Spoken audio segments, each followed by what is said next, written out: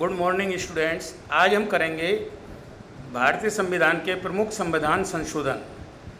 भारतीय संविधान में संशोधन का प्रावधान है। वर्ष 2003 तक इसमें कुल 92 संशोधन किए जा चुके हैं, जिनका विवरण निम्न प्रकार है। प्रथम संशोधन सन 1951 में हुआ। इसमें सबसे महत्वपूर्ण भूमि सुधार विधियों को संवैधानिक संरक्षण प्रदान किया गया।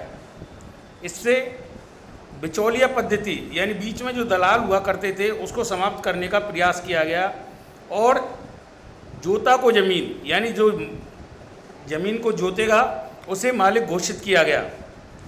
इससे सामाजिक एवं आर्थिक रूप से पिछड़े नागरिकों को उन्नति करने में के लिए राज्य को अधिकार प्रदान किया गया। दूसरा संशोधन 7वां संशोधन 1955। ये दूसरा महत्वपूर्ण संशोधन संविधान में 7वां संशोधन है। इसमें राज्य पुनर्गठन अधिनियम 1953 की क्रियान्वयन के लिए पारित किया गया, जिसके अंतर्गत राज्यों की 4 श्रेणियों को समाप्त करके उन्हें 3 वर्गों में विभाजित किया गया। दूसरा, उच्च न्यायालय में न्यायाधीशों की अधिकतम संख्या के प्रावधान को समाप्त करना, हाई कोर्ट के सेवानिवृत्त न्यायाधीशों को सुप्रीम कोर्ट में वकालत करने की अनुमति देना, हाई कोर्ट के क्षेत्रीय अधिकारों को निश्चित करना व सेवानिवृत्ति आयु 60 वर्ष करना, इसके महत्वपूर्ण प्रावधान थे। तीसरा जो महत्वपूर्ण संवैधानिक संशोधन है वो है 15वां संशोधन, जो 1963 में किया गया। इसमें हाई कोर्ट के जो जज हुआ करते थे या हाई कोर्ट के जो जज थे उनकी सेवानिवृत्ति आयु 60 साल से बढ़ाकर 62 वर्ष की गई। हाई कोर्ट के जजों को का एक दूसरी जगह बदली का प्रावधान किया गया, यानी उनके ट्रांसफर्स किए जा सकते हैं, दूसरी हाई कोर्ट में उनके ट्रांसफर्स किए जा सकते हैं। चौथा 23वां संशोधन जो कि 1969 में पारित किया गया। इसमें संविधान लागू करते समय सुप्रीम कोर्ट एससी व एसटी को अनुच्छेद 334 के अंतर्गत सरकारी सेवाओं में 10 वर्ष की अवधि के लिए आरक्षण प्रदान किया गया था। 1960 में 8वें संशोधन के द्वारा इसे 20 वर्ष के लिए बढ़ाया गया। 23वें संशोधन में 30 वर्ष का प्रावधान किया गया। तो ये महत्वपूर्ण संशोधन है जिसमें कि सरकार ने आर्थिक रूप से पिछड़े हुए एससी एसटी वर्ग के लोगों का आरक्षण का प्रावधान 30 वर्ष किया। 24वां संशोधन जो कि 1971 में पारित हुआ। 24वें संशोधन के अंतर्गत इसमें संविधान संशोधनों की प्रक्रिया व शक्ति दोनों के प्रावधानों को अधिक स्पष्ट किया गया। पूर्व में केवल अनुच्छेद 368 में संविधान संशोधन की प्रक्रिया ही विदित थी और संशोधन शक्ति अनुसार 245 में अनुच्छेद 245 में निहित थी। इसमें इन दोनों बातों के लिए अनुच्छेद 368 में सम्मिलित किया गया। इन दोनों बातों को अनुच्छेद 368 में सम्मिलित कर लिया गया। छठा 25वां संशोधन ये भी 1971 में हुआ। यह संशोधन बैंकों के राष्ट्रीयकरण की प्रक्रिया से उत्पन्न अवरोधों एवं कठिनाइयों को दूर करने के लिए पारित किया गया। यानी बैंकों के राष्ट्रीयकरण में जो परेशानियां आ रही थी, जो कठिनाइयां आ रही थी, उनको दूर करने के लिए इसे पास किया गया। 26वां संशोधन ये भी 1971 में ही पारित हुआ। इसमें राजस्थान रियासत के भूतपूर्व शासकों के प्रीवर्स के मामलों में यह संविधान संशोधन पारित किया गया और प्रीवर्स को समाप्त किया गया। तो इसके अंतर्गत राजस्थान रियासत के जो प्रीवर्स उनको समाप्त किया गया। 38वां संशोधन जो कि 1975 में पारित किया गया। इस संशोधन द्वारा अनुच्छेद 123 213 एवं 239 ख में संशोधन करके राष्ट्रपति, राज्यपाल और केंद्र शासित प्रदेश के प्रशासक की अध्यादेश जारी करने की शक्ति के मामले में उनके समाधान के प्रश्न को अपवाद योग घोषित कर दिया गया, अपवाद योग घोषित किया गया। इसके बाद 42वां संशोधन, उससे पहले एक 39वां संशोधन है जो महत्वपूर्ण है, वो भी 1975 में ही किया गया। इसके द्वारा राष्ट्रपति, उपराष्ट्रपति, प्रधानमंत्री और लोकसभा अध्यक्ष के निर्वाचन संबंधी विवादों को न्यायालय की अधिकारिता से परे कर दिया गया। ऐसे विवादों के लिए संसद द्वारा गठित समिति का प्रावधान किया गया, यानी संसद द्वारा गठित समिति ही इन मामलों को देख सकती थी। अब आता है महत्वपूर्ण 42वां संविधान संशोधन, जिसमें 1976 में पारित किया गया। अब तक पारित किए गए संशोधनों में, अब तक जितने भी संविधान संशोधन हुए थे उनमें यह सबसे प्रमुख यह सबसे बड़ा संशोधन था, जिसमें संविधान के प्रमुख प्रावधानों में उल्लेखित परिवर्तन किए गए। नंबर 1, प्रस्तावना। इसमें 3 नए शब्दों को क्रम से धर्मनिरपेक्ष, समाजवादी एवं राष्ट्र की अखंडता को जोड़ा गया। तो नंबर 1 किसमें परिवर्तन हुआ? प्रस्तावना में, जिसमें कि 3 नए शब्द धर्मनिरपेक्ष, समाजवादी एवं राष्ट्र की अखंडता को जोड़ा गया। दूसरा, मूल कार्य या मूल कर्तव्यों को 42वें संविधान संशोधन द्वारा नागरिकता को जोड़ा गया, जिसमें नागरिकों के मूल कर्तव्य हैं। तीसरा जो परिवर्तन हुआ, नीति निदेशक तत्व। इनमें 3 नए तत्वों को क्रम से है सामान्य, न्याय और निःशुल्क विधिक सहायता, उद्योगों के प्रबंध में श्रमिकों की साझेदारी,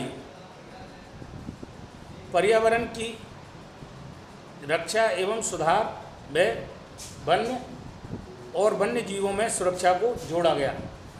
इसके साथ ही बच्चों के स्वास्थ्य, विकास तथा उनको शोषण से बचाने का प्रावधान भी जोड़ा गया। चौथा, संसद, कार्यपालिका एवं विधानमंडल से संबंधित संविधान संशोधन पारित हुआ। इसमें लोकसभा व राज्य विधानसभा में सीटों का आवंटन, संसदीय व विधानसभा निर्वाचन क्षेत्र का विस्तार, एसटी के लिए, शेड्यूल ट्राइब के लिए सीटों का आरक्षण आदि के प्रायोजन के लिए जनसंख्या का तात्पर्य 1971 की जनसंख्या मानी गई, जिसे सन 2000 तक का आधार बना दिया गया। 5वां, न्यायपालिका। सर्वोच्च न्यायालय के अधिकारों में वृद्धि करके इसे राज्य के हाई कोर्ट पर नियंत्रण प्रदान किया गया। मतलब सुप्रीम कोर्ट को अब राज्य के हाई कोर्टों पर नियंत्रण प्राप्त होगा, इस संविधान संशोधन के द्वारा तय किया गया। केंद्र व राज्य संबंध, एक नया अनुच्छेद 257 के जोड़ा गया, जिसके अनुसार केंद्र सरकार किसी भी राज्य में विधि और व्यवस्था की गंभीर स्थिति उत्पन्न होने पर केंद्र के सशस्त्र बल अथवा अन्य राज्य के सशस्त्र बल को भेज सकता है तथा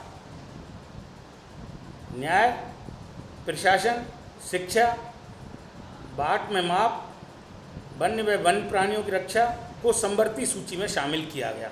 तो ये इसमें 7वां आपात उपबंध भी इसमें शामिल किया गया। इसके अनुसार संपूर्ण भारत के संबंधों में या उसके किसी भाग में शब्दों को जोड़कर यह स्पष्ट किया गया कि आपातकाल की घोषणा देश के किसी एक भाग में भी लागू की जा सकती है। इस अवधि को 1 वर्ष तक हो सकती है। इससे पूर्व यह अवधि 6 माह हुआ करती थी।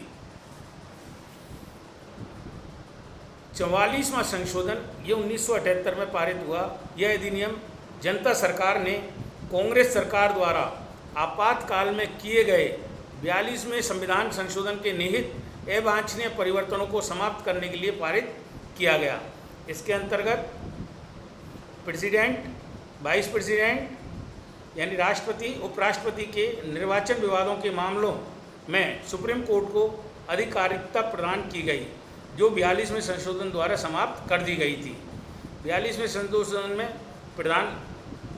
प्रधानमंत्री मंत्रिमंडल की सलाह को मानने को बाध्य होगा को परिवर्तन करके 44वें संशोधन में प्रधानमंत्री द्वारा मंत्रिमंडल के निर्णय को प्रेसिडेंट द्वारा मंत्रिमंडल के निर्णय को पुनर्विचार के लिए लौटाया जा सकता है, किंतु पुनर्विचार के बाद प्रेसिडेंट निर्णय मानने को बाध्य होगा। यानी इसके अंतर्गत जो 42वें संशोधन में किया गया था, 42वें संशोधन में किया गया था कि प्रेसिडेंट मंत्रिमंडल की सलाह को मानने के लिए बाध्य होगा, किंतु 44वें संशोधन में ये किया गया कि निर्णय को एक बार पुनर्विचार के लिए लौटा सकता है, किंतु अगर मंत्रिमंडल दोबारा उसे भेजता है तो वो फिर प्रेसिडेंट को मानना होगा। 44वें संशोधन में आपातकाल के संबंध में सशस्त्र विद्रोह अथवा युद्ध और आंतरिक अशांति होने की स्थिति में आपातकाल की घोषणा की शर्त इस हेतु प्रेसिडेंट को सलाह कैबिनेट द्वारा दी गई हो, न कि केवल प्रधानमंत्री के द्वारा। इसका अनुमोदन 1 माह के अंदर संसद के दोनों सदनों में 2/3 बहुमत से किए जाने की शर्त जोड़ दी गई।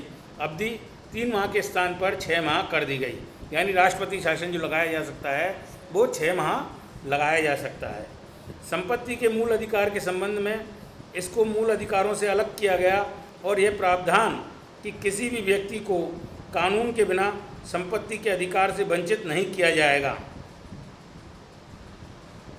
प्रधानमंत्री लोकसभा अध्यक्ष के निर्वाचन संबंधी मामलों को न्यायालय की अधिकारिता से मुक्त किया गया, किंतु 41वें न्यायालय को पुनः इन मामलों में अधिकारिकता प्रदान की गई। 44वें संशोधन में इन मामलों में पुनः अधिकारिकता प्रदान की गई थी।